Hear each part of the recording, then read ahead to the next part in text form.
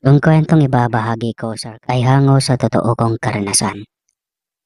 Isang karanasan na masasabi kong naging daan para mabago ang pananaw ko sa pag-ibig. Isa akong tipikal na binata na ang kaisipan ay lubhang napakababaw. Hindi ko alintanang kahinatnan sa aking pagiging agresibo na minsan magdudulot na pala ng panganib sa sarili kong buhay. Ang pakay ko sa pagbabahagi ng aking kwento para magbukas ng kamalayan sa kagaya kong dumaan sa pinakakomplikadong yugto ng buhay. Ang panahon ng pagbibinata at pagdadalaga kung saan labis ang pag-asam ng kalayaan. Tawagin mo na lamang po ako sa pangalang Jordan, Tobong Antique. Merong 2 anak na pinagsisikapan kong palakihin habang abala pa ang kanilang ina sa pagganap ng kanyang tungkulin. Ang kwentong ibabahagi ko sa inyo ay hango sa aking totoong karanasan. Nangyari ito nung edad 19 na taong gulang pa lamang ako. Ang pangunahing ikinabubuhay ng aking mga magulang ay ang paghahabi ng iba't ibang tradisyonal na produkto na gawa sa ratan o huwag sa aming dialekto. 10 kaming magkakapatid at ako ang bunso. Mahirap ang buhay. Literal na isang kahig isang tuka. Ganon man ang aming pamumuhay ay pinagsikapan ng aking mga magulang at nakakatandang kapatid na mairaos ang aking pag-aaral. Aminado ako na hindi sila nagkulang para maitaguyod ang aking pag-aaral. Ako yung literal na bulakbol at nalulong sa pagbabarkada. Usong-uso ng mga panahong iyon ang paglaganap ng kapatira na informal na itinatag para salungatin ang iba pang grupo. Naging dahilan iyon para sumiklab ang karahasan sa katulad namin na kabataan. Naturingan ako noong araw na sanggano dahil sa mga kaguluhan na kalimitan kong kinasasangkutan. Limitan na bukang bibig ng mga taong nakapaligid sa akin. Sayang ang bata na yan. Hindi nagabayan ng maayos ng mga magulang, kaya napariwara. Makailang beses kong sinubukan na maayos ang takbo ng aking buhay. Ngunit sadyang lapitin ako ng kamalasan. Kaya palaging bumabalik ako sa gawain na aking nakagisnan. Biniyayaan ako ng angking magandang panlabas na katangian. Kaya sa kabila ng ugali ko, ay nananatili akong lapitin ng kababaihan. Mapungay at mahabang pilikmata, matangos na ilong at maputing balat.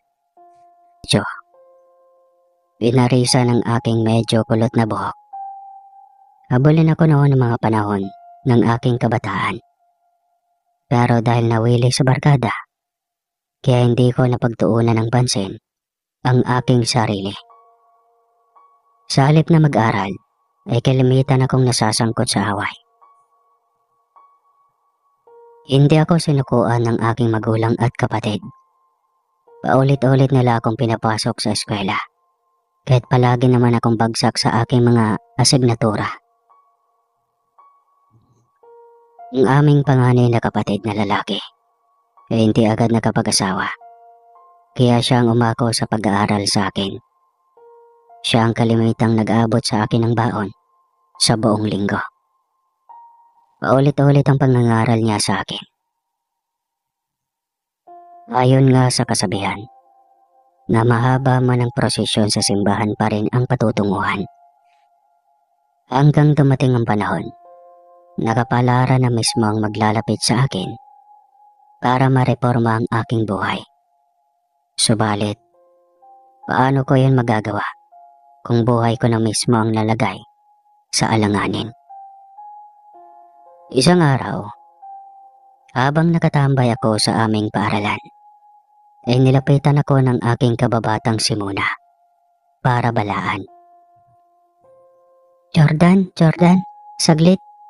May sasabihin lang ako sa'yo na importante. Hintayin mo ko saglit. Ano yon? Muna, Mukhang balisang-balisa ka yata. Paano akong hindi magiging balisa? Nandun sa labas ang grupo ni Brando. Inaabangan nila ang paglabas mo. Nagsipulasan na ang mga barkada mo. Iniwan ka na nila. Nagkalinti ka na. Hindi man lang nila ako inabisuhan dito sa loob. Halika na. Sumunod ka na sa akin, bilis. Patakbo akong sumunod sa kanya. Matagal ko nang kilala si Muna. Batid kong seryoso ang nakaambang panganib sa akin. Kaya gano'n na lang ang panghihilakbot ng aking kababata. Inila niya ako papunta sa bodega, kung saan wala na halos may gumagawi doon. Mabilis kaming pumasok doon para makapagtago. Madilim sa loob ng silid.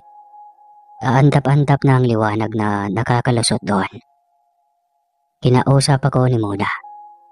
Mababa ka sa kanyang boses ang takot at pag-aalala. Lumabas ka na lang kaya muna. Baka madamay ka pa. Hayaan mo na akong harapin ang grupo ni Brando. Baliw ka ba? Alam mo naman kung gaano kahalang ang kaluluwa ng taong iyon.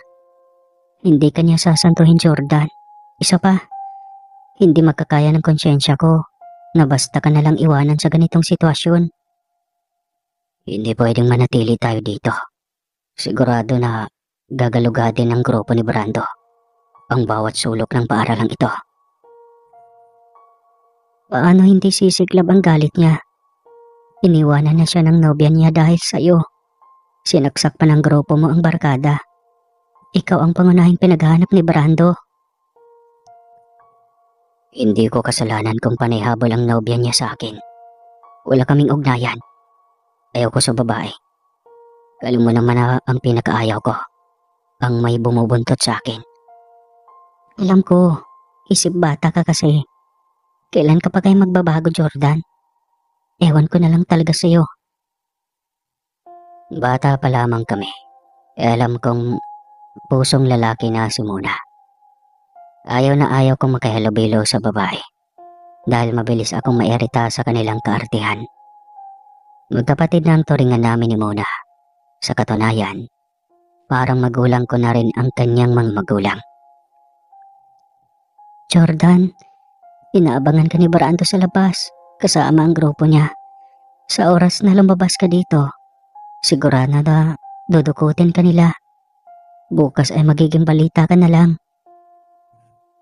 Dahil sa sinabi ni Mona, ay bigla akong kinutuba ng masama. Ilang araw ko nang napapansin si Brando na masama ang tingin sa akin. Sa tuwing tumatangka siyang buskahin ako, ay agad akong umiiwas. Si Brando ay katulad ko ay pariwarang anak ng isang negosyante sa aming lugar. Dati siyang nag-aaral sa syudad ng Iloilo, ngunit paulit-ulit na hindi nakakapasa. Inilipat ng kanyang mga magulang sa aming lugar dahil doon ay kinakatakutan ang kanilang pamilya. Namulat si Brando sa kasaganaan. Bawat layaw niya ay nasusunod. Ilang dalaga na sa aming lugar ang napabalita na biktima ng kanyang panghahalay. Si Brando ang kanilang itinuturong salarin. Ngunit sa impluwensya at kapangyarihan ng kanilang pamilya, ay nababaliktad ang kaso. Hindi ako natatakot sa kanya muna. Wala naman akong kasalanan. Bakit kailangan kong umiwas? Mapapahama ka lang. Makinig ka sa akin, Brando. Huwag kang padalos-dalos. Sigurado na may mangyayari sa'yo kapag ipinilit mo na lumabas. Kinumbinsi ako ni Mona na umiwas na lang at pagsikapan na makatakas sa grupo ni Brando. Napapalibutan ng mataas na pader ang aming paaralan. Kailangan namin aakyatin ang mataas na pader para makatakas. May ibinaon na mga bubog sa pader, kaya pahirapan ang pag-akyat doon. Habang taimtim kaming nag-iisip ni Muna, ay biglang pumasok si Lolo Amorsolo na hardinero ng prinsipal. Matanda na si Lolo Amorsolo at mabagal na akong kumalaw. O mga bata, hapon na. Umuwi na kayo. Siguradong nag-alala na ang inyong mga magulang. Lo, hindi kami makakalabas dahil nakabantay ang grupo ni Brando sa labas. Sigurado na may paglalagyan kaming dalawa ni Jordan kapag dumaan kami sa harap. Ang batang yun talaga. Simulang dumating dito ay puro kabalbala na ang ginagawa. May alam akong lagusan na pwede niyong daanan. Ipangako niyo lang sa akin na ito na ang huling pagkakataon na dadaan kayo doon. Halina kayo, bago pa makapasok ang grupo ni Brando dito sa loob. Sumunod kami ni Mona kay Lolo Amorsolo. Dinala niya kami sa bakanteng lote sa bahaging likod. May nagtatayogang punong kahoy doon, kaya hindi na halos pinupuntahan ng kapwa namin estudyante. Inalis ni Lolo Amorsolo ang nakatakip na mga tabla sa isang bahagi doon.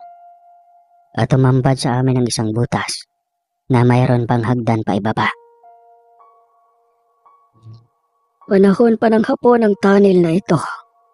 Maraming ahas sa loob kaya mag-ingat na lang kayo.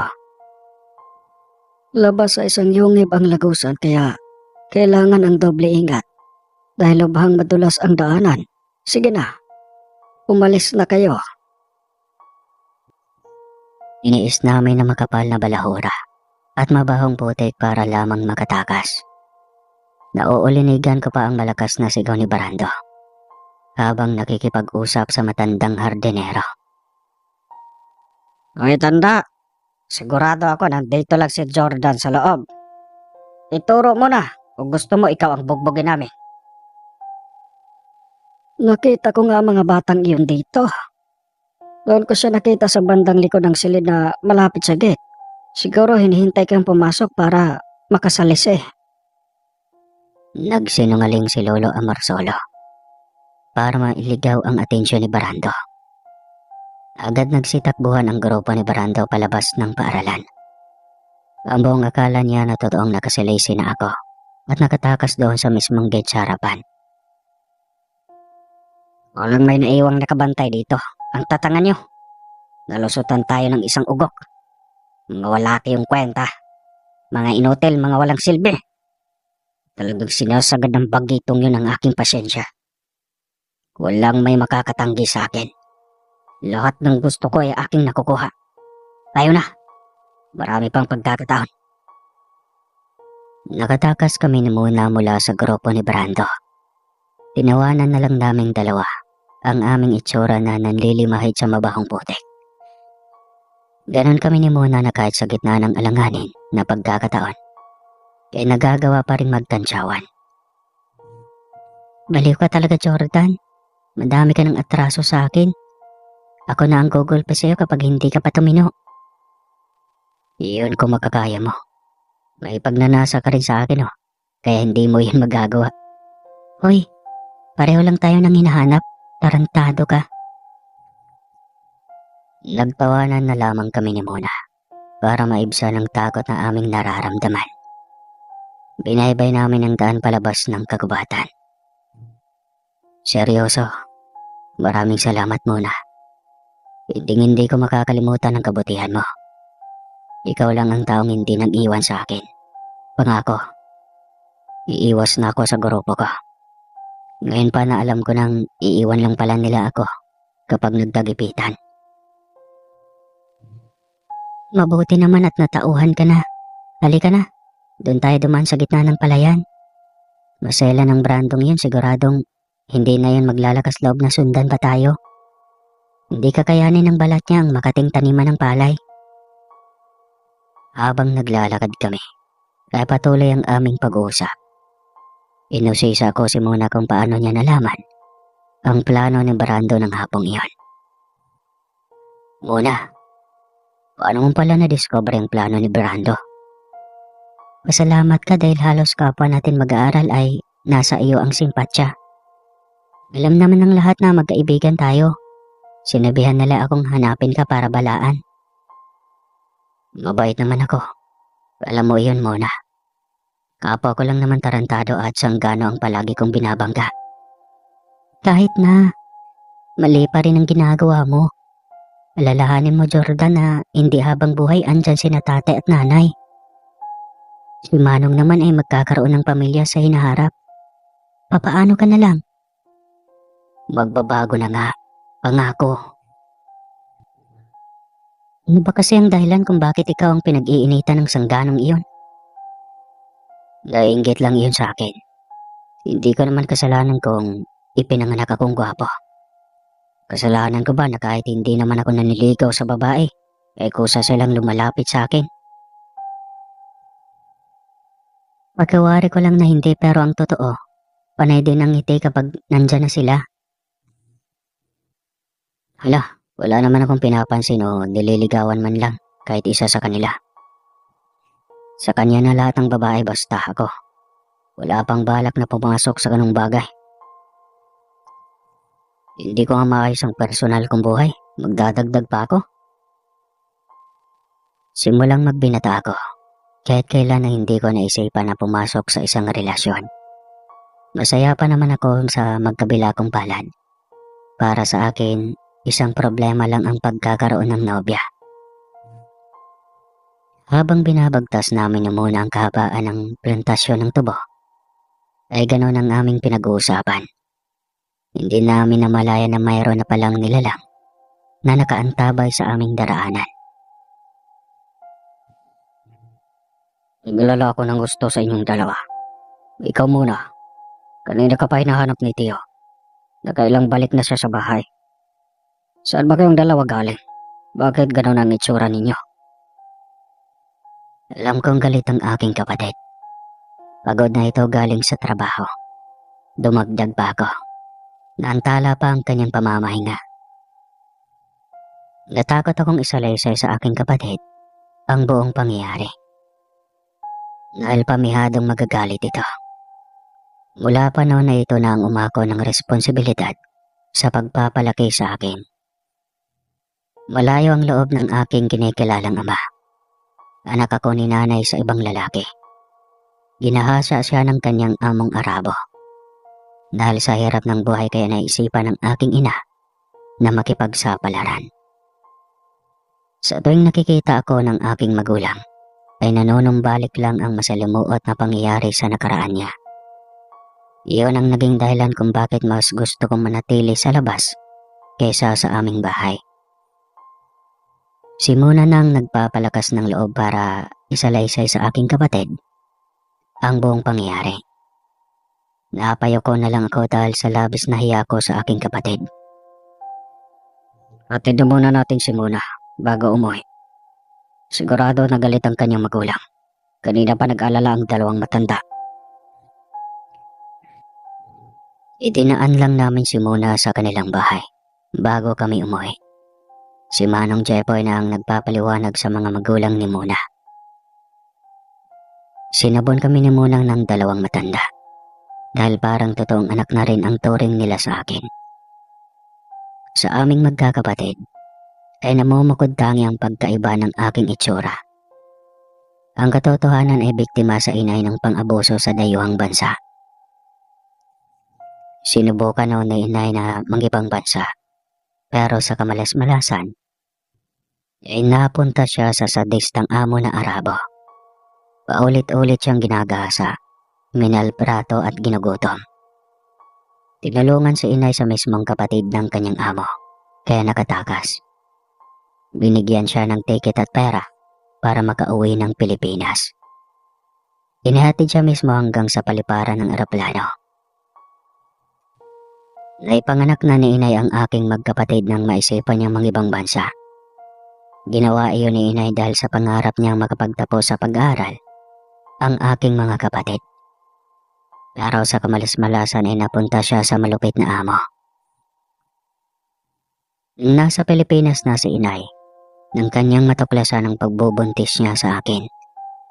Iyon ang katotohanan kung bakit naging kakaiba ang aking itsura kumpara sa aking mga kapatid. Isang Arabo ang aking ama. Halos naman ako sa kanyang aking katangian. Maliban na lang siguro sa aking ugali. Mabuti na lang din ay namana ko ang kutis ni inay, na kutis porcelana. Pero ang itsura ko ay Arabo. matangos ang ilong, may katangkaran. At ang pinakababorito ng lahat na tignan sa akin ay ang aking mga bilog na mata. Hindi naman ako nakarinig ng masamang salita buhat sa aking kinikilalang ama. Ganon din sa aking mga kapatid. Ngunit hindi iyon tugma sa kanilang pakikitungo sa akin. Simulang magkaisip ako, tanging si Manong Jepoy ang nagpadama sa akin ng totoong pagmamahal. Siya ang tumayong magulang ko mula noon. Lahat ng unang pangyayari sa aking buhay, siya ang aking kasama. Para ang sukatan ng isang matatag at matibay na pamilya ay wala sa lahi o dapat ay kadugo mo. Ito ay sa puso kung paano mo buksan ang iyong sarili at buhay para sa isang nilalang na hindi naman niya ginusto simulat sa Paul ang pangyayari bago siya mabuo. Iyon ang ipinamulat ng aking nakagisnang kapatid sa akin, na kahit hindi niya ako buo na kadugo, ay tinanggap niya ako ng buong buo. Pagkarating ko sa bahay ay gising pa si nanay at tatay. Sa unang pagkakataon ay nadarama ko ang kanilang pag-aalala. Mana po, nay, tay, pasensya na po kayo. Tinignan ako ni Tatay Jiggy. Ang buong akala ko ay magagalit siya. Anong nangyari, Jordan? Bakit ganyan ang ayos mo? Si Manong Jepoy nang sumalo. Isinalaysay niya sa aming mga magulang ang buong pangyayari. Anong pinaggagawa mo, Jordan, sa buhay mo? Paano na ngayon? Sigurado na hindi ka titigilan ng brandong yun, anak. Dito ka na muna sa bahay. Huwag kang lalabas muna. Nagkapatayan kami. Hindi ka niya masasaktan. Napaiyak ako sa tinura ni Tatay Jiggy. Hindi ko akalain na maririnig ko yun buhat sa kanya. Buong buhay ko ay naniwala akong kinamumuhian ako ng kinikilala kong ama. Bakit ka umiyak, Jordan? Huwag kang matakot. Ipagtatanggol ka namin laban sa brandong yon.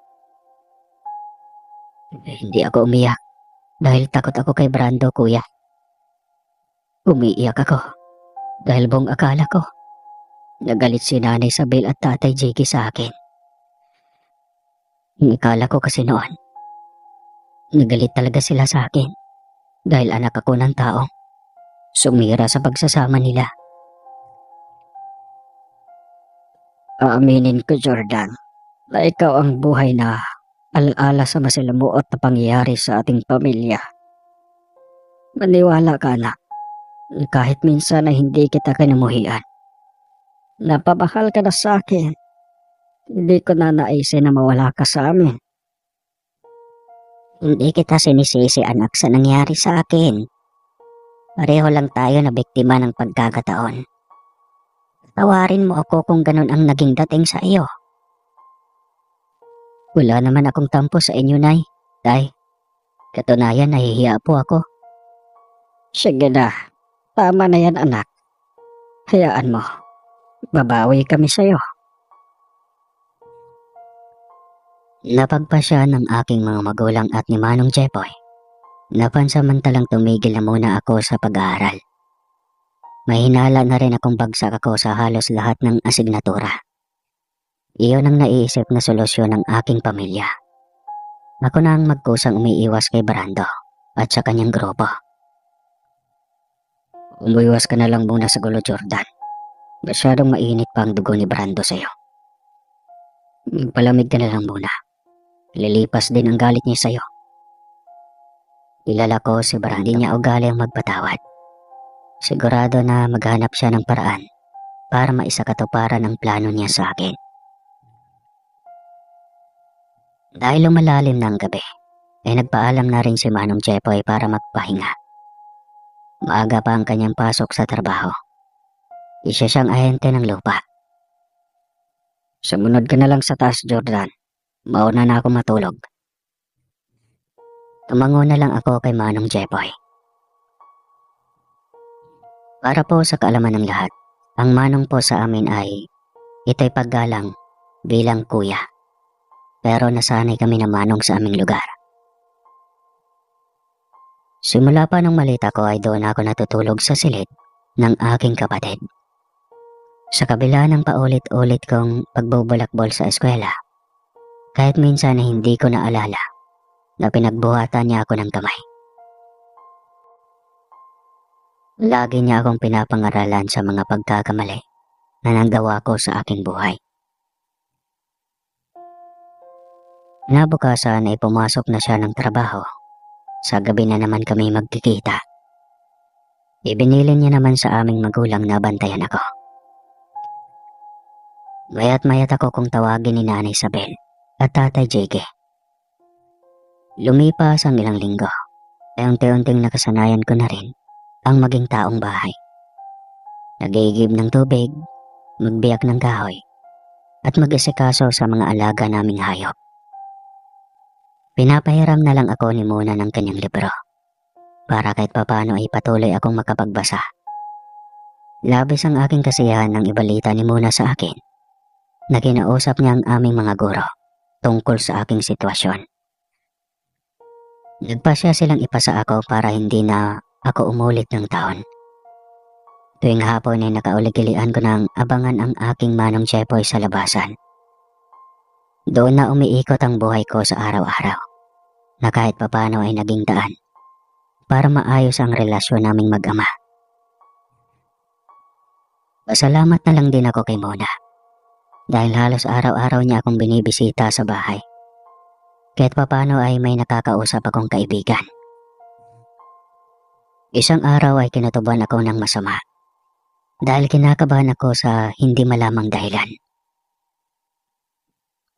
Magsapit ng 3:00 ay tumambay na ako sa labas. Malakas ang hinala ko na mayroong mangyayari na masama, kaya ganoon ang aking nararamdaman.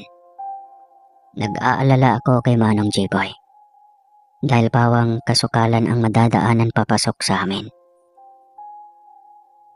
Nakakarinig ako ng malakas na ugong ng sasakyan. Sigurado ako na grupo iyon ni Brando. Hindi na ako nagsayang ng oras, dahil sigurado na mayroon silang hinabol. Kaya naging ganon kalakas ang ugong ng kanilang sasakyan. Napatakbo ako palabas sa aming bakuran. Malakas ang inala ko na si Manong Jepoy ang kanilang pakay. Hindi nga ako nagkamali, dahil kasalukuyang nagpupumigla si Manong Jepoy ng aking madatnan. Agad akong sumigaw sa takot ko na baka saktan nila ang aking kapatid. Mabilis akong makbang papunta sa kanilang kinaroroonan. Bigla akong hinarangan ni Brando gamit ang kanyang sasakyan. Sa wakas, nagkita rin tayo, bugok. Akala mo habang buhay ka makapagtago sa akin? Pagkawalan mo ang kapatid ko, sasama ako ng matiwasay sa'yo. Huwag mo lang idamay ang inosenteng tao. Ang dami mong satsat. Sakay! Pagkawalan mo muna ang kapatid ko. Kailangan ko makasigurado na hindi niyo siya sasaktan. Sinadya akong dumistansya sa kanya para makakatakbo ako sakaling magtangkang taon ni Brando na ulihin ako. Umalis ka na, Jordan. Hayaan mo na ako dito. Tumakbo ka na. Hindi, Manong. Sobra-sobra nang naging sakripisyo mo sa akin. Liwaan tayo, bugok. Wakakawalan ko ang kapatid mo. Nagbabagsakali akong tutupad si Brando sa aming kasunduan. Nagpaubaya akong magpahuli sa kanyang tauhan. Agad nilang pinakawalan si Manong Jepoy. Kinaladkad nila ako papasok sa sasakyan at agad pinaharurot paalis. Naiwan si Manong Jepoy na nakabulagta sa lupa. Itinulak siya ni Brando bago umalis. Nakita ko si Manong Jepoy na sinubukan pa niyang habulin ang sasakyan ni Brando. Hanggang sa tuluyang naglaho si Manong Jepoy sa aking paningin. Igapos niyo yan ng maigi. Huwag niyong hayaang makawala. Dahil kayo malilintikan sa akin. Itinali nila ang aking kamay at paa. Pagkatapos ay isinakay nila ako sa sasakyan. Hindi na ako nang laban pa, dahil siguradong mauubos lang ang aking lakas. Dinala nila ako sa isang liblib na lugar. Walang kabahayan akong makikita. Sigurado na isang lihim na lugar ang kanilang pinagdalhan sa akin. Sa wakas, nahuli na rin kita, Tokmol. Ang tagal kong kinimkim ang galit ko sa'yo. Ngayon, magyabang ka, Jordan. Sinakal ako ni Brando sa sasakyan habang nakagapos ang aking mga kamay at paa. Wala akong kasalanan sa iyo, Brando. Nahihibang ka na. Kawalan mo na ako. Kawalan? Nagpapatawa ka yata, bata. Pahirapan mo na kita bago kita patayin. Hanggang sa ikaw na mismo ang magmamakaawa. Natapusin na kita. Brando, ano bang kasalanan ko? Wala naman akong ginagawa sa iyo. Ako na nga ang nagkusang loob na magtago para makaiwas. Ano ba ang dapat kong mararamdaman? Dapat ba akong magsaya dahil nagtago ka? Mababago ba yun ang katotohanan na palaging kinukumpara ka sa akin? Kasalanan mo dahil nagkaroon ka ng ganyang mukha. Hindi ko matatanggap na ikukumpara ako sa isang hamak na hampas lupa. Magiging kampante lang ako kapag tuluyan ka nang nabura sa aking landas. Naging malinaw sa akin ang lahat. Inggit ang punot dulo ng lahat. Dahil palagi akong nakukumpara ng mga babae na kanyang natitipuhan. Kaya umigting ang kanyang galit sa akin. Binugbog ako ni Brando nang walang kalaban-laban. Sa bunot, sapak, tadyak, at sa uli ay pinagpapalo niya ako ng bagal. Nililigo ako sa sarili kong dugo. Gumagapang na ako sa lupa. Pero patuloy pa rin ang pangbubugbog niya sa akin. Hawakan yung polpol na yan para makatayo. Dahil hindi pa ako tapos sa kanya. Kailangan kong maipamukha sa kanya kung saan siya dapat lumugar. Hinawakan ako ng mga tauhan ni Brando. Baka sa mukha ng kanyang mga tauhan ang pagkahabag sa aking kalagayan. Saglit na umalis si Brando para kumuha ng alak. Dahil nasimot na niya ang laman ng bote na kanyang tinutungga. Binulungan ako ng kanyang isang tauhan. Panggap ka na kasing patay para tigilan ka na ni Brando. Saad niya sa akin. Sinunod ko ang sinabi ng tauhan ni Brando. At ganun nga ang narinig kong inuulat ng kanyang tauhan. Boss, mukhang lupay-pay na. Naburuhan mo na yata. Pahayag ng tauhan ni Brando. Oh may naman. Dispatchan nyo na. Siguraduhin nyo na walang may maiiwan na ebidensya. Akala mo kung sinong matapang. Ganun lang pala kadali na patayin. Dahil sa tindi ng pangbubugbog na aking naranasan, ay tuluyan na akong nawala ng malay.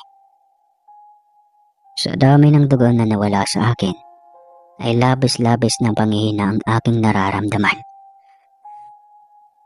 Habang isinakay nila ako sa sasakyan, ay pabalik-balik na lang ang aking malay tao. Malinaw kong narinig ang sambit ng tauhan ni Brando. Pasensya ka na, tol. Sana makaligtas ka pa. Magpakalayo-layo ka na sakaling makaligtas ka pa, ha? Pahayag nila bago ako tuluyang iwanan sa gitna ng kakawayan. Nararamdaman ko na unti-unting paghina ng aking paghinga.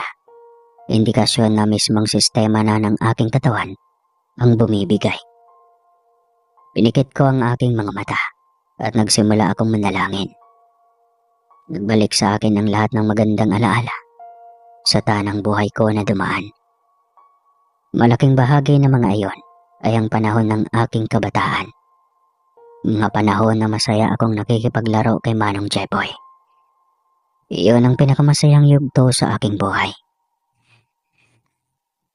Napatunayan ko ang sinabi ng mga matatanda na kapag sumapit ang oras ng ating kamatayan, ay pawang magagandang alaala na lang ang bumabalik sa ating isipan. Ang buong akala ko na tuluyan na akong binawian ng buhay dahil naging blanko na ang sumunod na sandali. Kinabukasan ay nagising ako dahil sa nakakasilaw na sikat ng araw na lumulusot sa salamin. Napabalikwas ako dahil ang buong akala ko ay sinusundo na ako patawid sa mundo ng mga patay. Ganon mismo ang kwento ng mga matatanda.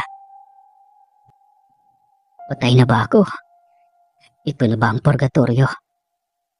Napaatras ako ng upo sa aking higaan nang tumambad sa akin ang kakaibang wangis ng babae sa aking harapan. Mahalin tulad sa sutlang bulak ang kulay ng kanyang balat. Dumagdag pa ang kulay ng kanyang mga mata na bughaw. Ganon din ang kulay ng kanyang buhok. Anong purgatorio ang pinagsasabi mo? Nandito ka sa engkantadong bundok ng Madyaas. Nandito ka sa kaharian ng engkantong Banwaanon. Madyaas? Ikaw talaga. Niloloko mo lang yata ako. Pero totoo. Buhay pa ba ako? Hindi ako patay? Hindi ka patay, mortal. Anong nangyari sa'yo? Nag-aagaw buhay ka ng aking madaanan sa lagusan. Papasok sa aming kaharian. Anong pangalan mo? Tawagin mo na lang ako sa pangalang Jordan. Ikaw, ano ang pangalan mo? Ako si Mayumi. Anak ako ng kasalukuyang hari ng kahariang ito. Magpasalamat ka na lang na ako ang nakakita sa iyo. Dito sa aming mundo, may puno ng buhay na maaring makapalik sa buhay ng isang mortal na bago pa lamang pumanaw. Napatayo ako para usisain ang buong lugar. Dumungaw ako sa salamin ng bintana.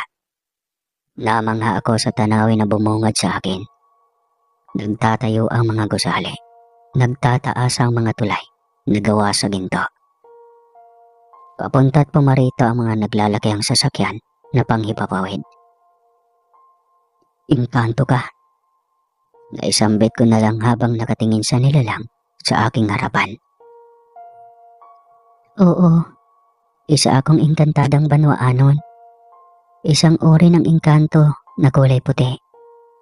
Huwag kang matakot. Hindi ako masama. Sadyang sabingit ka na ng kamatayan ng aking madatnan. Dinala kita agad dito dahil sigurado na may magagawa ang buto na nagmula sa puno ng buhay na tanging matatagpuan lang sa aming kaharian. Salamat kung ganon. Ano ba ang itatawag ko sa iyo? Kamahalan ba o prinsesa? Tawagin mo na lang akong mahal. Iyong minamahal. Napasalampak si Mayumi ng tawa habang nakatitig sa akin na nanlaki ang mga mata sa kanyang biro. Gagawa mo pa talagang magbiro habang ako itong litong-lito sa mga nangyayari sa aking buhay. Hindi, pinapagaan ko lang ang sitwasyon dahil kanina ka pa hindi mapalagay. Hindi ako kumakain ng tao, kaya kumalma ka lang, Jordan. Ano nga bang nangyayari sa'yo? Bakit sa ganun kang kalagayan ng madatnan ko? Magaan ang pagkaramdam ko kay Mayumi. Kaya nagpasya akong isalaysay sa kanya ang buong pangyayari. Habang nagsasalaysay ako, ay nakikita ko ang biglang pagsilay ng nagpupuyos na ekspresyon sa kanyang mukha. Nakikita ko na mukhang nadadala siya ng galit sa aking pagsasalaysay. Mayumi, ayos ka lang ba? Dapat maturuan ng leksyon ng mortal na yon. Hindi pwede na palagpasin ang ganong ugali. Kung sakaling isang engkanto ang sumalbahe sa iyo, sigurado na kamatayan ang kaakibat na kaparusahan para sa kanya. Masyado silang makapangyarihan, Mayumi. Isang hamak na dukha lang ang aking mga magulang. Pasalamat na lang ako sa kabila ng kasalanan ng aking totoong ama. Ay kinilala pa rin ako ng kinikilala kong tatay. Nakatitig lang si Mayumi sa aking muka hanggang sa isang matamis na ngiti ang sumilay sa kanyang labi. Ba't ganyan ang tingin mo sa akin? Napapangiti ka pa habang nakapako ang tingin mo sa aking muka. Tutulungan kitang maayos ang problema mo. Ngunit sa isang kondisyon. Ano naman na kondisyon? Makinig ka sa akin, Jordan. Sasabihin ko sa'yo. Inilahad ni Mayumi sa akin na kasalukuyang nalalagay siya sa alanganin. Nakatakda siyang ikasal sa isang mahumanay na mayroong 10 asawa. Ayon kay Mayumi, na ang tanging paraan para makalabas siya sa kasunduan ay kapag nadungisa ng kanyang puri bilang berhen. Laki ang aking mga mata dahil wala pa akong karanasan maliban sa aking palad. Mayumi, wala pa akong ganong karanasan. Hindi ako ang tamang lalaki na makakatulong sa iyo. Iyon nga ang gusto ko. Hindi na bali na mawala ang pagkaberhen ko. Basta sa tamang lalaki na katulad ko ay inosente din. Bigla akong natakot sa ideya na naisip ni Mayumi. May lahi akong Arabo, kaya biniyayaan ako ng hindi ordinaryong harapan. Minsan sinasadya ko ng makasuot ng maluwang na pantalon, pero bumabakat pa rin ang umbok sa aking harapan.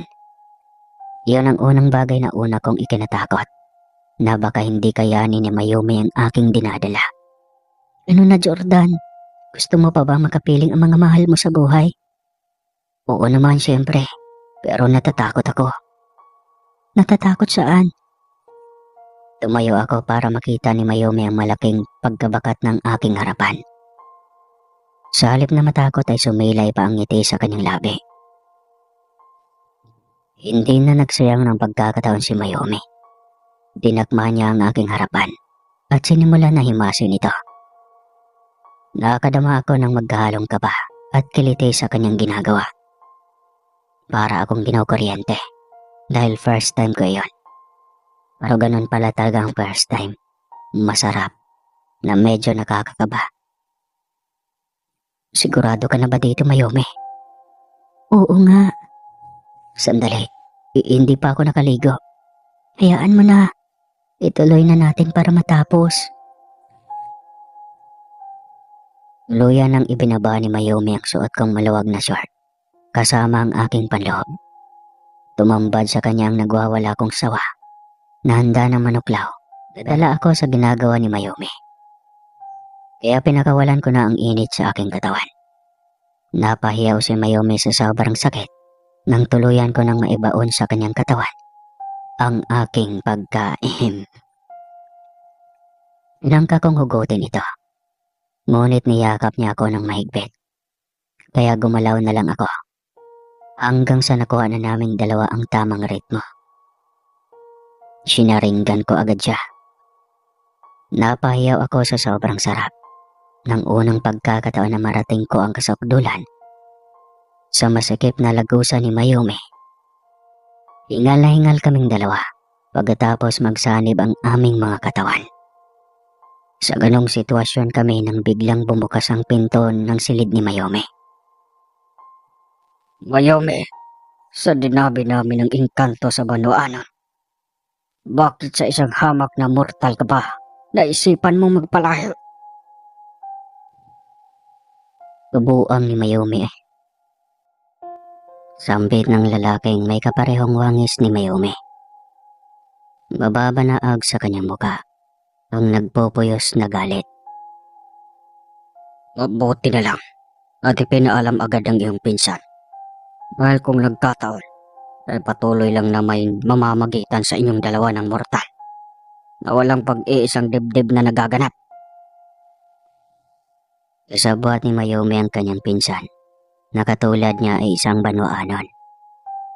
Sinadya siya nitong isoplong na may kasamang mortal para maudlot ang planong ipakasal si Mayumi sa isang mahumanay na katulad ng kanyang ama ay isa ding hari. Isang maputi na uri ng engkanto na naninirahan sa syudad ng Baringan. Ang syudad ng Baringan ay nagsisilbing tahanan ng mga engkanto na may dugong bughaw. Maraming uri ng engkanto ang naninirahan doon, pero nangunguna sa dami ang mga mahumanay. Dalakit doon at tahamaling.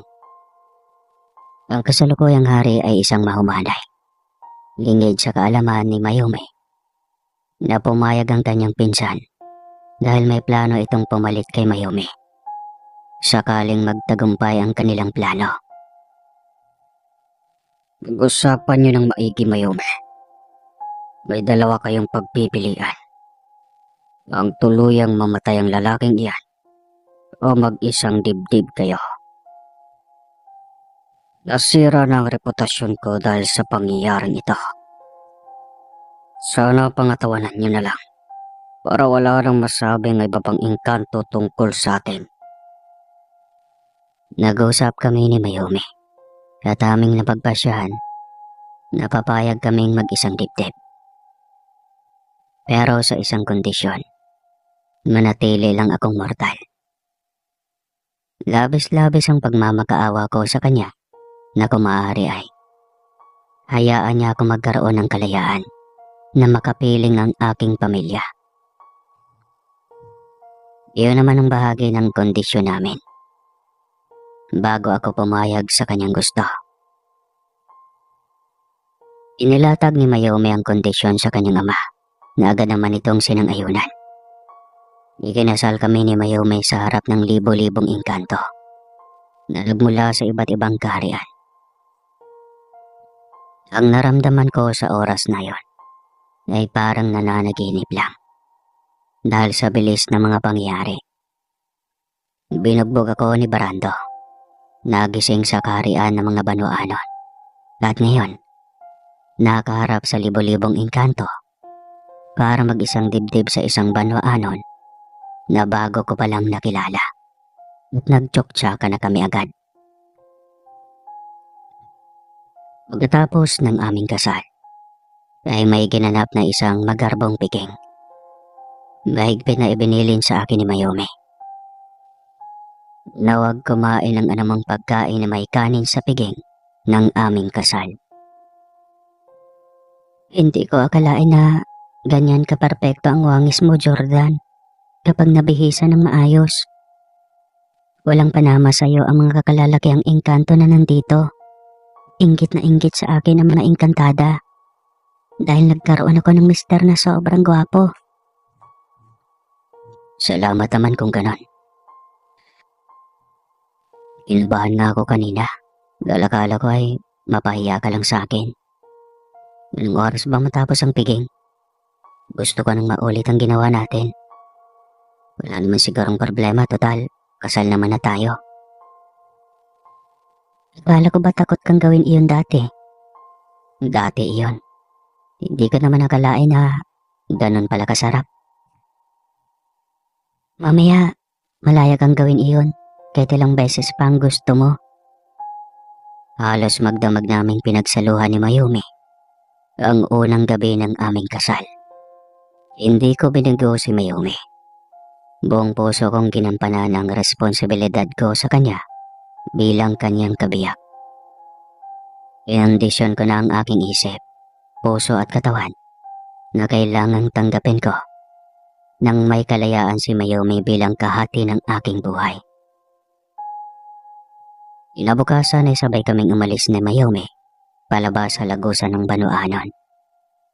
Sa isang kisap mata lang ay nandoon na kami sa bakuran ng aming bahay. Unang-una na nahagip ng aking paningin ay si Kuya Jepoy. Nalata ang pagbagsak ng kanyang timbang. Nagtatatalon si Manong Jepoy sa tuwa nung makita niya akong naglalakad sa aming bakuran na may kasamang babae. Nay, tay! Buhay si Jordan! Buhay si Bunso! Bakasang biglang pagbagsak ng katawan ng aking kapatid na to, pati ang aking mga magulang. Ganon din si Kuya Popoy. Ipinalagay ko na lang na labis silang naapektuhan sa nangyari sa akin.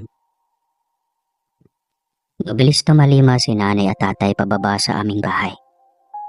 Patakbo akong sinalubong ng aking mga magulang at niyakap ng mahigpit. Nag-iyakan kami habang nagkakamustahan.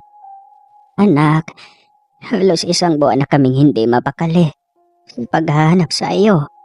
Saan ka ba nagpunta? Anong ginawa ni Brando sa iyo? Sa loob na lang natin pag-usapan ang nangyari, Nay. Ang importante ay muli tayong nagkita at nakaligtas ako sa bingit ng kamatayan. Dahil sa labis na pangungulila ko sa aking mga magulang at kapatid, ay nakalimutan kong ipakilala sa kanila si Mayumi. Nay, Tay, Manong Jepoy, si Mayumi pala, ang aking asawa. Nabigla ang aking mga magulang at kapatid dahil nawala lang ako saglit. Pagbalik ko ay may bit-bit na akong asawa. Pumasok muna tayo sa loob ng bahay at doon na natin ipagpatuloy ang lahat. Mukhang madami kayata dapat na ipaliwanag sa amin, anak. Uy ka ni tatay. Nagulat pa ako sa sinabi ng aking ina dahil umano ay mahigit 1 buwan na ako nilang pinaghahanap. Halos sumuko na si nanay, tatay at Manong Jepoy sa paghahanap sa akin. Ang buong akala nila na pinatay na ako ni Barando. Halos hindi nakatulog si Manong Jepoy sa paghahanap sa akin. Pagkagaling niya sa trabaho, ay diretso na siya sa paghahanap sa akin. Halos nalibot na niya ang karatig ng barangay. Pati mga presento at punerarya ay kanyang pinuntahan. Nako na ako sa aking sarili na hindi na maglilihim sa aking pamilya. Napagpasyahan kong ilahad sa kanila ang pangyayari kung bakit nagkaroon ako ng asawa. Isinalaysay ko din sa kanila kung paano ako nakaligtas kay Barando. Nadatinginan ng aking mga magulang at kapatid dahil ayon sa kanila na sinubukan nilang lumapit sa albularyo. Ngunit hindi sila makapaniwala sa sinabi nito. Tugmang-tugma ang sinasabi ng manggagamot, Jordan. Sinabi niya sa amin na nandoon ka lang sa mundo ng mga engkanto. Anak, maraming salamat. Labis akong nalungkot sa nagsabihin ni Jepoy ang ginawa mo nung tangkang dukutin ng kapatid mo. Hindi ka makasarili, anak. Minabuti mong isakripisyo ang sarili mo alang-alang sa kuya mo. Habang buhay po akong usigin ng aking konsyensya, tay. Sakaling iniwan ko si Manong Jepoy sa ganong kalagayan. Pagsapit ng hapon ay dumating ang albularyo na tinutukoy ng aking mga magulang. Lumapit si Manong Jepoy sa kanya para masigurado ang aking kalagayan. Kaya akong dapat ay pag-alala. Isang puting engkanto ang asawa ni Jordan. Sa tingin ko, ay nagsimula ng lumalim ang kanilang pag-iibigan. Ngayon pa ba na nagsisimula ng sumibol ang bunga ng kanilang pagsasama? Buntis ka, Mayumi. Oo, Jordan. Nararamdaman ko ang pagbabago sa aking sarili. May ideya na akong may buhay na nagsisimulang mabuo sa aking katawan. Ang daya mo, Jordan. Kala ko ba hintayin mo pa akong mag-asawa bago ka magpamilya? Mahirap magbiro ang tadhana, Manong Jepoy. Sino magakala na ang tulad ko na dati ay ngayon na ayaw pumasok sa isang relasyon? Ay makapag-asawa sa isang iglap lang. Pero lang, bunso. Ang importante na nakauwi ka na ng buhay. Iyon ang mas mahalaga. Ibangako mo lang na maging ulirang ama ka sa iyong pamilya. Hindi natin alam kung ano pa ang pagsubok na haharapin mo. Hindi pangkaraniwan na pamilya ang meron ka. Kaya kailangan maging matatag ka. Manong Jepoy, maitanong ko lang.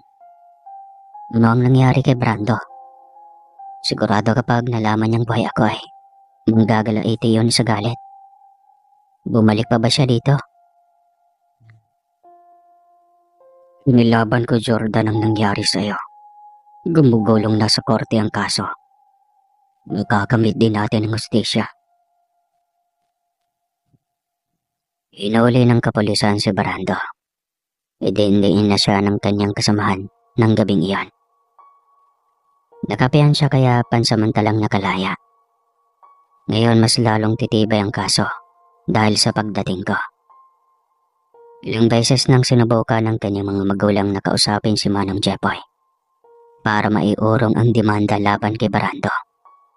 Ngunit hindi siya pumayag dahil ayon sa kanya na hanggat nakakalaya si Barando, hindi kami magkakaroon ng katahimikan. Maliw na ang taong iyon.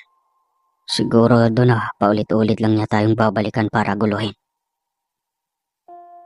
Nangako naman si Mayumi, ang asawa kong banwaanon, na tutulungan ako makamit ang hustisya sa nangyari sa akin.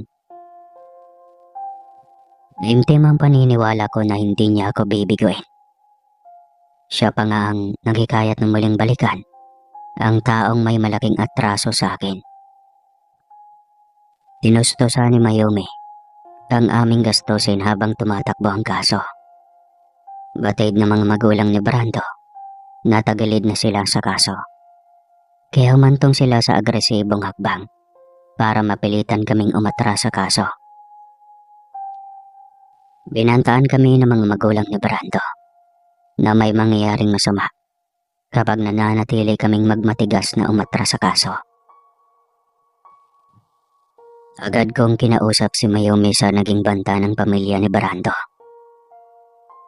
Mahal, nagbanta ang pamilya ni Barando na babalikan tayo kapag itinuloy ang kaso. Diba? Nangako ako, mahal, na tutulungan kitang maayos ang inyong problema. Bahagi ng kasunduan natin na tutulungan kitang maibalik ang katahimikan sa buong mong pamilya. Mahal, baka isipin mo na bahagi pa rin ng kasunduan natin ang sinasabi ko sa iyo. Maniwala ka, mahal. Nagkaroon na ng puwang ang puso ko sa iyo.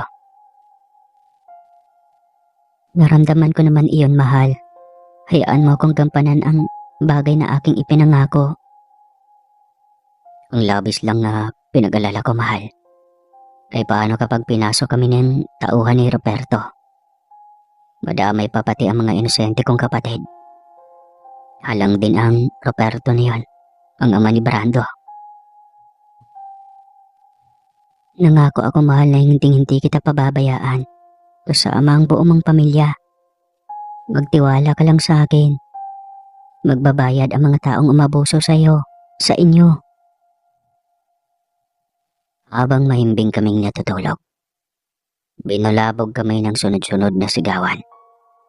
Pagsilip ko sa labas, ay nakita ko ang bultong ang nino na nagtakalat sa labas. Agad kong ginising si Mayumi na mahimbing na natutulog sa aking tabi.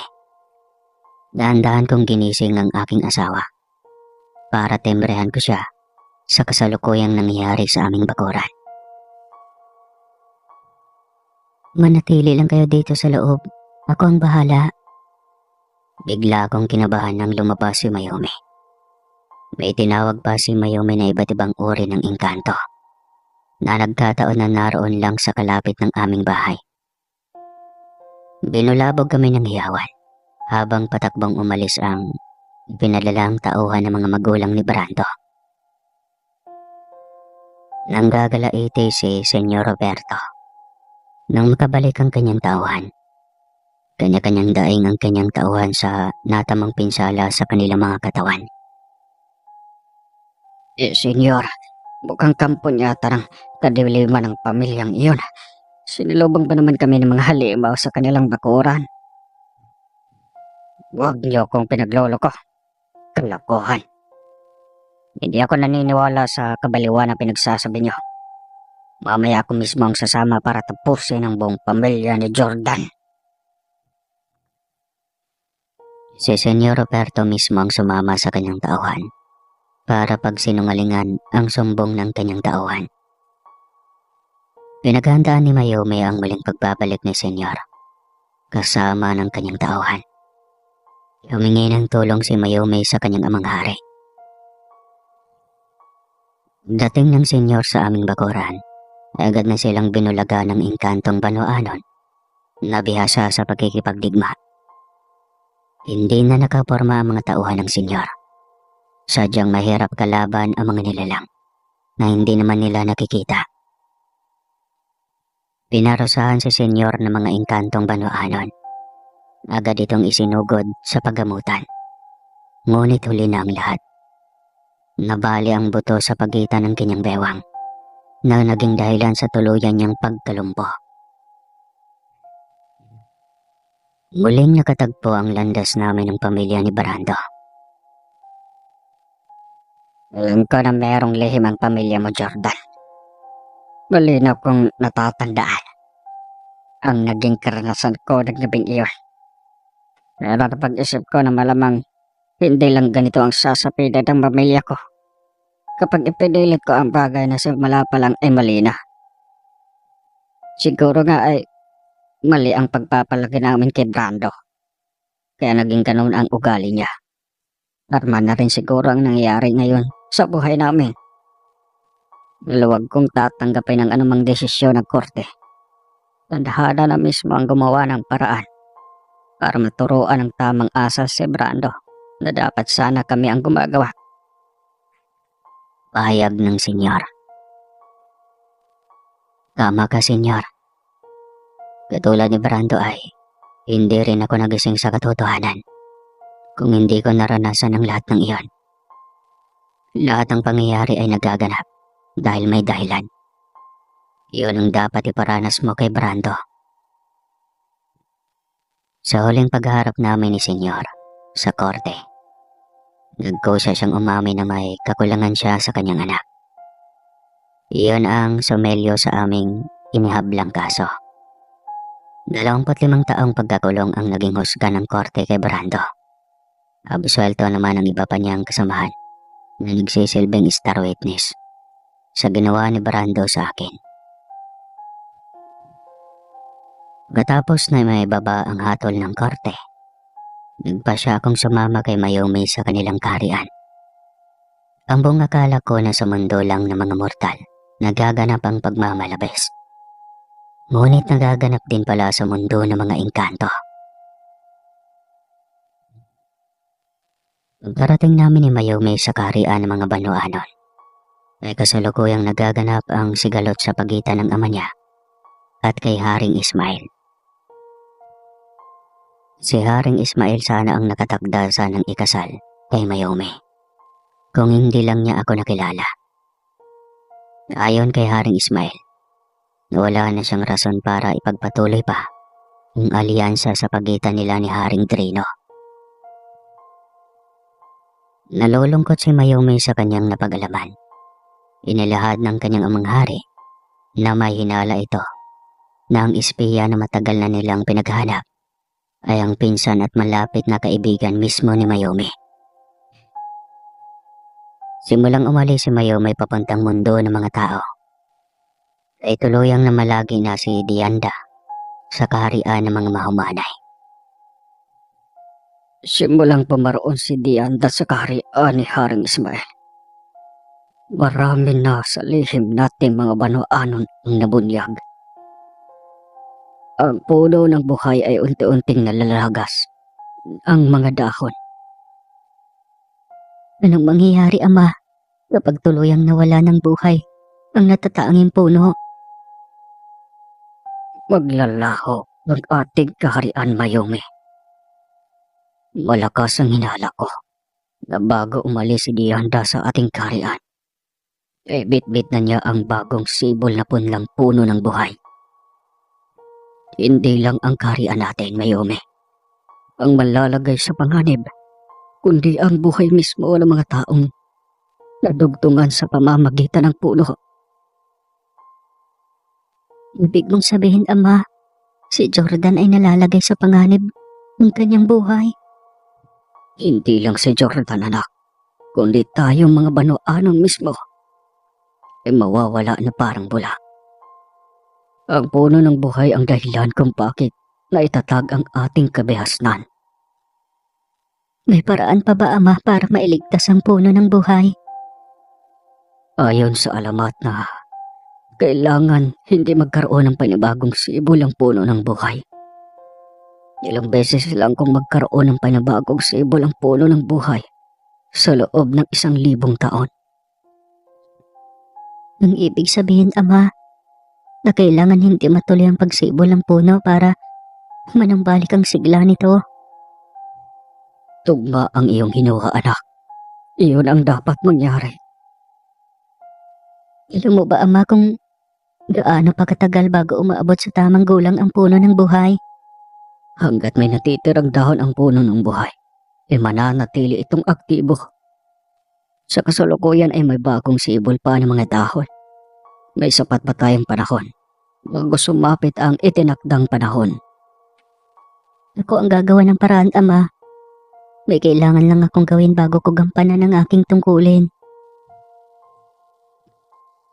Minabuti ni Mayumi na doon niya mailuwal ang aming panganay na anak sa mundo ng mga mortal. Ayon sa kanya, na walang mas ligtas na lugar para sa aming anak, maliban sa aking mundo. Kasalukuyang naharap sa pinakamalaking hamon, ang kaharian nila Mayumi. Sa hindi inasang pagkakataon, ay maaaring salakay ni Haring Ismael ang kaharian ng mga Banwaanon na pinamumunuan ni Haring Trino, ama ni Mayumi. Mahal, kailangan na nating tumawid sa mundo ng mga mortal. Nalalapit na ang aking kabuuanan. Doon ko gustong iluwal ang ating anak. Hindi ako hadlang, mahal, kung iyon ang iyong kagustuhan. Agad kaming tumawid papuntang mundo ng mga tao. Hindi ko inasa na masyadong komplikado kapag ang isang engkantada ay magluwal ng sangkol sa ibang mundo. Hindi ko rin lubos maisip na halos wala pa yatang 3 buwan ang kanyang tiyan ay manganganak na ito. Kung susumahin ay mabagal ang panahon nila kumpara sa atin na mabilis lang. Pero ewan ko, ipapaliwanag ko sa inyo maya-maya kung bakit ganon ang mga engkanto. Nagising ako dahil sa daing ni Mayumi. Agad kong pinuntahan si Nanay Isabel para humingi ng tulong. Pagdating ni Nanay Isabel sa aming silid, ay pumutok ang panambigan ni Mayumi. Bagyang natakot pa si Nanay Isabel dahil berde ang lumalabas na likido sa lagusan ni Mayumi. Bigla ring bumuhos ang malakas na ulan. Sumunod ang pag-ihip ng malakas na hangin. Sunod-sunod ang pagkulog at paggidlat. Halos tangayin na ng malakas na hangin ang aming bubungan. Tila ba bagyo pa yata? Hindi na, Isabel. Isang signos ang nagaganap. Palatandaan na may isang engkantado ang ipapanganak. Tulungan mo lang akong mailuwal ang aking anak dahil titigil din ang pagsusungit ng panahon, Nay. Gusto'y minamin na isugod sa ospital si Mayumi. Ngunit hindi pwede. Maging palaisipan lang sa kanila kung bakit ganoon ang kanyang wangis. Si Nanay Isabel ang nagtapang-tapangan para maipanganak ang kanyang apo. Hindi ko alam kung ano ang maaari kong maitulong kay Mayumi para maibsan ang kanyang paghihirap. Grabe din ang nervyos na nararamdaman ko. Rinig na rinig ko ang kanyang himpit na daing habang umiiri. Lakad lang ako ng lakad sa aming sala. Hindi na nakatiis si Manong Jepoy, kaya pinaupo niya ako. Umupo ka nga, bunso. Akong nahilo sa ginagawa mo. Normal lang ang ganyan kapag nanganak. Kinakabahan ako, Manong Jepoy. Baka may mangyari sa aking mag-ina. Tinignan lang ako ni Kuya Jepoy na may halong pilyumite. Oh, bakit parang natuwa ka pa yata, Manong Jepoy? Masaya lang ako, bunso. Nagbago ka na talaga. Umiba na ang pananaw mo sa buhay. Nalala ko ba dati, ayaw mo pumasok sa relasyon dahil sa takot ka sa responsibilidad. Ngayon, natatakot ka na mawala ang habang buhay mo ng maging responsibilidad. Nag-iiba talaga, Manong Jepoy, ang deposisyon ng isang tao kapag nagkapamilya. Natupad na rin, bunso, ang bagay na matagal ko nang dinadasal. Maging matatag ka lang, nahaligi ng pamilya. Dahil akala lang nila natigasin tayong mga lalaki. Pero ang totoo, marupok tayo. Nahihiya lang tayong umiyak dahil nakakababa ng moral. Pero katulad ng kababaihan, mahina tayo pagdating sa pamilya. Napakalalim ng pinagugutan mo, Manong Jepoy. Mukhang mas may pinagdadaanan ka pa kumpara sa akin. Naputo lang aming usapan ni Manong Jepoy nang umalingaw-ngaw ang matinis na ayak ng sanggol. Napayakap si Manong Jepoy sa akin para batiin ako. Ganap ka ng ama, bunso. Binabati kita. Salamat, Manong. Sa wakas, nakaraos din si Mayumi. Pumasok kami ni Manong Jepoy sa kinaroroonan ng aking magina. Si Tatay Jake ang malalay kay Nanay Isabel, na halatang pagod na pagod. Sa lukuyang pinapaliguan ni Tatay Jake ang aking anak sa batya. Halos nagkulay berde ang tubig. Isang malukusog na lalaking sanggol ang ipinanganak ni Mayumi. Agad tumigil ang pagsusungit ng panahon. Nanumbalik ang nakakabingin katahimikan. Biglang nagsulputan ang makukulay na paru-paro sa aking silid. Agad akong nanghagilap ng maaari kong gamitin na pantaboy sa mga kulisa at insekto. Na nagsulputan ngunit agad naman akong pinigilan ni Mayumi. Huwag. Narito sila para sa pagpapala sa ating anak. Hayaan mo silang burahin ang tadhana ng ating anak sa mundo ng mga engkanto. Gusto ko na magkaroon ng kalayaan ng ating anak. Natahakin ang kapalaran na gusto niya. Ayokong maulit pa ang aking naging kapalaran. Kinakailangan ko pang gumamit ng isang mortal para lamang matakasan ang aking kapalaran. Inadahan na tayo, mahal, na magkatagbo. Mas malaki ang naging papel mo para mahanap ko sa aking puso ang dahilan para sa pagbabago. Pagkatapos makabawi ni Mayumi ng kanyang lakas, ay agad niyang ipinaalam sa akin na kailangan niyang bumalik sa kaharian ng kanyang ama. Lubos ang aking pag-aalala na maaaring hindi niya kami balikan. Kaya isang desisyon ang aking ginawa na masasabi ko na hindi ko pagsisisihan kailanman. Mawawalan ako ng katahimikan kapag hinahayaan ko si Mayumi na umalis. Hindi ako papayag, mahal. Isasama natin ang ating anak pabalik sa Banwaanon. Hindi maaari, mahal. Maraming panganib sa kaharian ni Ama. Pinupunteriya ng mga engkantong umaasam sa trono ni Ama. Naunahin ang tagapagmana. Iyon ang dahilan kung bakit may mga engkantadong lumaki sa mundo ng mga mortal. Nandito na ang ating anak sa pinakaligtas na mundo. Huwag na tayong gagawa ng hakbang, mahal. Nasa huli ay ating pagsisisihan. Hindi ako papayag, mahal, na babalik ka sa mundo ng Banwaanon na mag-isa. Natatakot ako na baka hindi mo na kami balikan ng ating anak. Sasamahan kitang bumalik sa kaharian ninyo. Nagsumpaan tayo, di ba? Magsasama anuman ang pagsubok na dumating sa ating buhay. Papayag ako na sasama ka, ngunit maiiwan ang ating anak dito sa mundo ng mga mortal. Nalulungkot ako sa ideya na maiiwan ang aming anak ni Mayumi sa aking mundo. Ngunit ang pag-isip ko, maraming banta sa kanyang buhay kapag isinama namin siya patawid sa kaharian ng mga Banwaanon. Pinausap ko si Manong Jepoy na kung maaari ay siya na muna ang bahala sa aking anak. Makakaasa ka, bunso, na alagaan ko ang iyong anak habang nandun kayo ni Mayumi sa kabilang mundo. Maraming salamat, Manong Jepoy. Manatili ka na lang dito.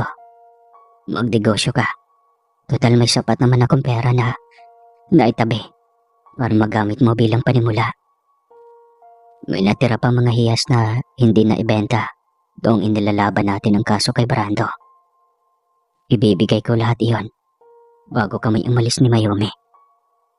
Ikaw na muna kuya ang bahala sa pamilya natin habang wala ako.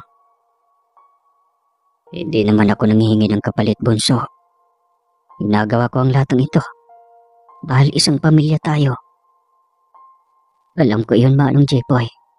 Ngunit mahati ang oras mo kapag pinagsabay mo ang trabaho at pag-aalaga sa ating pamilya. Hindi mo na iyon kailangan, Manong Jepoy.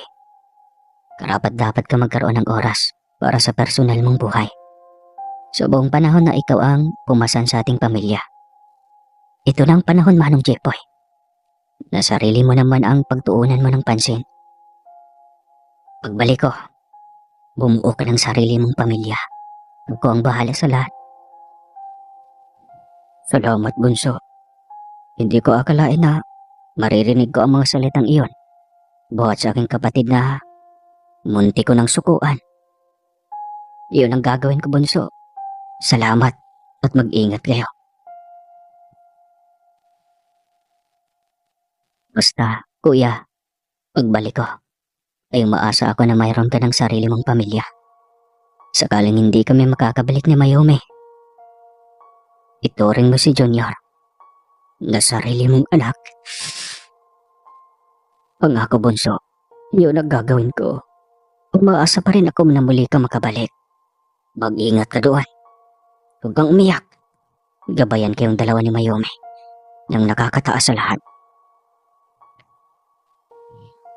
Sumabay kami ni Mayumi sa bukang luwayway. Ang pagkaramdam ko ay halos hindi ako nagugutom. Hindi ako napapagod. Tulo lang ng tulo ang luha ko. Ang nasa isip ko ay ang pamilya ko, lalo na ang anak ko. Hindi ko alam ang pagkaramdam ko. Para bang hindi ko na makikita pa muli ang anak namin ni Mayumi at ang pamilya ko. Kung kailan ay naging okay na kami. Kung kailan ay masaya na ako. At parang nararamdaman ko na kumpleto na ang buong pagkatao ko. Pero heto na naman. Makikipagsapalaran ako para sa minamahal kong engkantada. Pagkarating namin sa karian ng Banuanon, ay tumambad sa amin ang puno ng buhay na halos nagkulay dilaw na ang natitirang mga dahon. Nagsisimula na rin maglaglagan ito kahit hindi pa tuluyang natutuyo. Naging mabilis ang pagyabong ng puno ng buhay kumpara sa aking inaasahan. Sigurado akong ginabitan ng engkantasyon ni Haring Asmeal, kaya nagiging ganon. Kilala ang mga mahumanay na bihasa sa paggamit ng engkantasyon. Kailangan na nating magmadali, Ama. Tanging pakikitigma na lang ang nakikita kong paraan para maisakatuparan ang dapat gawin. Para mapigilan ang tuluyang pagyabong ng puno ng buhay na kalintulad sa ating kaharian. Ay dapat ka pa na malaman, Mayumi. Ang kataksilan ng pinsan mong si Dianda.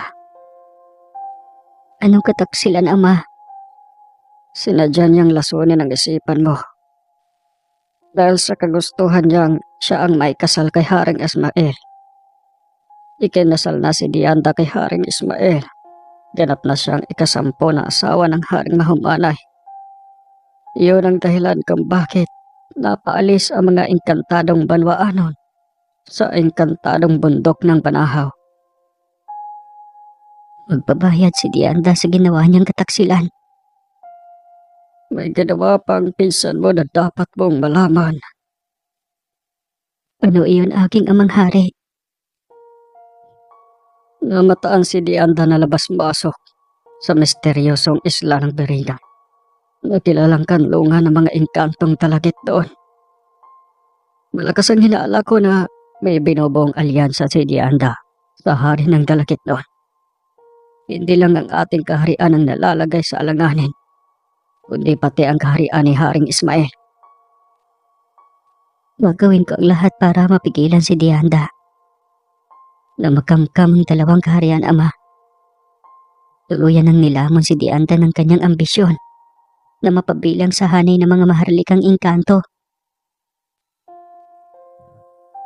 Walang sapat na kakayahan si Mayumi na gumalaw kapag nananatiling hari ang kanyang ama. Nagpasya si Mayumi na hilingin sa kanyang ama na si Haring Dreno na bumaba sa trono para bigyan daan si Mayumi na pamunuan ang Banwaanon. Inahon na ama para gampanan ko ang tungkulin. Matagal man ang inaalok sa akin. Magkakaroon ako ng sapat na kakayahan para pangimasukan ang suliranin na kinakaharap ng ating lupain sa kasalukuyan. Matutupad ang kahilingan mo, anak. Ipapatawag ko ngayon din ang mga leader sa ating kaharian para formal kang mailuklok na bagong reyna ng kaharian ng Banwaanon.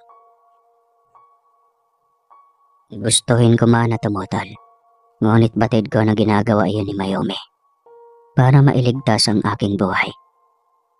Maraming buhay ang nalalagay sa panganib dahil sa napipintong pagkamatay ng natatanging puno sa kaharian ng Banwaanon. Kapag patuloy itong mabilis na lumalago, ay mabilis din itong mamatay. Mahal, natatakot ako. Paano kung mapahama ka? Paano na kami ng anak mo? Mahal, huwag kang matakot. Ikaw na rin ang may sabi na tinadahan na tayong makatagpo. Ano man ang mangyayari ay tinadahan na maganap. Samantala, patuloy ang pagtawid ni Dianda sa tuwing lumilitaw ang pulang buwan, na signo sa pagbukas ng lagusan papuntang Beringan. Habang inihanda ni Mayumi ang kanyang kawal, ay naganap ang kinakatakutan ni Haring Dreno. Italo si Haring Ismail sa labanan nang ipanagkanulo siya ni Rana Dianda sa mga dalakit nun. Tuluyang naagaw ni Rana Dianda ang kaharian ng mga mahumanay sa engkantadong bundok ng Banahaw. Walang ibang kaharian na maaaring mapuntahan si Haring Ismail, kundi sa mismong katulad niya na engkantadong puti ang kulay. Malugod naman siyang tinanggap ni Rena Mayumi sa kaharian ng Banwaanon. Dumulog si Haring Ismail kay Rena Mayumi, na kasalukuyang naghahanda para mapasok ang kaharian ng mga mamahumanay. Anong nangyayari sa puno ng buhay, Rena Mayumi? Wala ka mang naalala na kaparehong puno na itinanim ni Rena Dianda sa iyong kaharian? Walang kakayahan na magpatubo ng ligaw na halaman. Ang Banahaw, lalong-lalo na ang puno ng buhay, na kailangan ng makapangyarihang enerhiya para yumabong. Ibig sabihin na may ibang kaharian ang nagpatubo sa puno ng buhay na pinagdalhan ni Dianda. Malakas ang hinala ko na doon niya dinala ang bagong sibol na puno ng buhay sa Beringan. Hindi ako masamang engkanto, Rena Mayumi. Mariin kong tututulan kapag nangahas si Dianda na itanim sa aking kaharian ang puno ng buhay, kasi hindi ito bagay sa amin. Kailangan nating magtulungan, Haring Ismail, para mapabagsak ang hayop na yon. Tuluyang maghahari ang Baringan kapag naglaho ang Banwaanon. Ito na lang ang kaharian na maaaring puntahan ng mga puting engkanto. Ayoko sa Baringan dahil nangunguha sila ng sapilitan ng mga mortal. Hindi sila buo na puti dahil nahati sila. May parte na puti, may parte rin ng mga maiitim ang budhi. Makikidigma tayo, Rena Mayumi. Kailangan na mabawi natin ang Banahaw. Hindi natin magagawa yon hanggat malakas pa ang alyansa ni Rena Dianda sa mga dalakitno sa Baringan. Pagkaalam ko rin, humingi siya ng tulong sa mga engkanto sa mahiwagang kuweba sa Kalbayog, kaya malakas ang puwersa niya. Gustong gusto kong pigilan si Mayumi. Ngunit hindi lang kami ng kanyang ama ang kanyang prayoridad. Ayon sa batas, ng maharlikang engkanto, nakaharian muna bago ang pamilya. Kailangan na unahin ang kapakanan ng nakakarami. Pagsilay ng pulang buwan, ay umalis na ang mandirigma ng Banu-Anon at Mahumanay. Tumulong ang iba pang mapuputing engkanto para mapabagsak ang garingan. Pinamunuan sila ni Haring Ismail at Reyna Mayumi. Nagkulay dugo ang kalangitan habang nagaganap ang digmaan sa pagitan ng mapuputi at itim na engkanto. Inausap ako ni Haring Trino habang nakikidigma si Mayumi laban sa Dalakitnon. Napabili ba ako, Jordan? Hinayaan mo si Mayumi nagampanan ang kanyang tungkulin bilang tagapagbana. Naniniwala ako na ipagkaloob ng tadhana ang inyong hangarin na magkaroon ng masaya at kompletong pamilya. Nabiga akong ibigay iyon kay Mayumi. Dalangin ko na magkaroon pa ng pagkakataon para matupad iyon. Naniniwala ako, Haring Trino, na hindi pa dito magwawakas ang lahat. Mananaig ang pusong busilak ng mga haring at umaayon sa kabutihan. Habang nag-uusap kami ni Haring Trino, ay unti-unting nanumbalik ang sigla sa puno ng buhay. Umusbong ang panibagong dahon at nagsimula na itong magkaroon ng bunga. Nagtagumpay sina Mayumi at Haring Ismail na mapabagsak ang kaharian ng Dalakitnon. Nabawi na nila ang bagong sibol na puno ng buhay. Matagumpay na nabawi ni Haring Ismail ang engkantadong bundok ng Banahaw. Ngunit malubhang napinsala ang kakayahan ni Mayumi bilang engkantada. Agad siyang dinala ni Haring Trino sa puno ng buhay para manumbalik ang lakas ni Mayumi. Si Dianda naman ay babalik na sana ito ng Baringan. Ngunit pinadala nila ng mensahero na galing sa Banahaw na may masamang budhi si Dianda. Kaya ang ginawa ng mga taga-Baringan din ay pinatapon si Dianda sa Negros at hindi nila alam kung mapunta siya sa Mount Canlaon. Ayon pa sa kanilang propesya, oras na magdandalitse-letse daw ang Pilipinas, ay sasabay daw si Dianda para makaagaw pansin, maglabas ng kakaibang kapangyarihan na parang malaimpyerno. Ayon sa pantas din ng Banu-Anon na napinsala ng gustong espiritual na kakayahan ni Mayumi. Kaya kailangan naman na itili siya doon sa tabi ng puno ng buhay sa mahabang panahon. Nabigla pa ako sa sinabi ng pantas. Dahil habang nakikipagdigma si Mayumi, ay kasalukuyan niya palang dinadala ang pangalawa naming anak. Mabuti na lang, naging matagumpay silang nabawi ang kaparehong puno ng buhay na ipinuslit ni Dianda sa kaharian ng Dalakitnon. Gustong-gusto ko na samahan si Mayumi sa kaharian ng Banu-Anon. Ngunit kailangan ko maging ganap na Banu-Anon para magawa ko iyon. Gusto ko pang makabawi sa aking magulang at mga kapatid. Kaya nagpasya akong bumalik na muna sa mundo ng mga mortal. Katapos mailawal ni Mayumi ang pangalawa naming anak, ay nagpasya na akong tumuwid sa mundo ng mga mortal. Ayon na rin sa kagustuhan ng aking asawa. Maliban sa pagkakaroon ng puting balat, ay katulad na ng aking wangis ang itsura ng dalawa kong anak. Maging dahilan ng iyon na husgahan sila kapag doon sila lumaki sa mundo ng kanilang ina. Nangako si Mayumi na susunduin kaming mag-ama kapag tuluyan ng humilom ang natamo niyang pinsala sa digmaan. Nahatula ng parusa si Reyna Dianda at itinapon ito sa Mount Canlaon sa Negros upang sunugin ito. At si Haring Ismail naman ay napauwi ng Baringan para pamunuan ng mga Mahumanay ng Dalakitnon. Ang ama ni Mayumi niya sa Haring Trino ay umalili kay Haring Ismail para pamunuan kaharian ng engkanto sa Banahaw. Pagkarating ko sa amin, ay mayroon ng sariling pamilya si Manong Jeboy.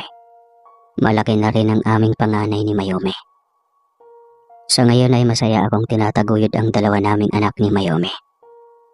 Labas-pasok ako sa karian ng Banoanon para masigurado na hindi naaagaw ng ibang engkanto ang pinakamamahal kong si Mayome. Siloso kasi ako. At eto na ipapaliwanag ko na kung bakit mabilis manganak ang mga engkanto. Ayon sa kanilang paniniwala, kapag ang engkanto daw ay may kasiping, minsan daw ay matagal itong mabubuntis. Pero pag nagkaloob na sa kanila kung ano ang magiging kapalaran nila sa pagbubuntis, natulad din sila na mga punong kahoy, na kapag namungay tuloy-tuloy, mabilis lumaki ang bunga at mabilis mahinog. Ganon maisalarawan ang isang engkantong babae. Kaya kapag ang kapalaran niya ay manganak ng 3, ora mismo ay sunod-sunod na manganganak ng 3. Di niyo ba napapansin na bawat kwento ng mga engkanto ay agad nanganganak? Pero ang kapalit naman noon ay matagal tumanda ang mga anak nila. Pag nag-impisa na silang mamulat sa karunungan, doon tumitigil ang kanilang edad. Kunwari ay maging 21 o 23, tapos naging mahusay na ang karunungan, titigil ang edad nila. Pero kapag naman kahit matanda na sila ay bata pa ang mukha at nakaramdam sila ng kalungkutan, basta sinabi nila na ayaw na nilang mabuhay, ay kusa na lang silang mamamatay. Pero matagal iyon kasi libo-libong taon pa ang bibilangin. Isa rin kung bakit matagal ang kanilang buhay. Kasi sa dimensyon nila ay napakabagal. Ang gabi nila ay halos 1 oras lang. Pero ang umaga nila ay halos 3 buwan.